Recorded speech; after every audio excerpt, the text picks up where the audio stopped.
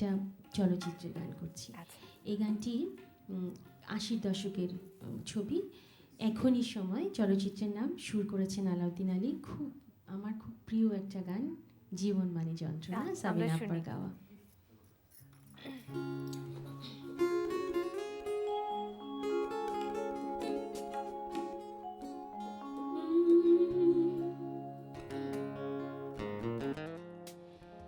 জীবন মানে যন্ত্রণা, নয় ফুলের বিছানা, এ কথা সহজে কেউ মানতে চায় না, মানতে চায় না।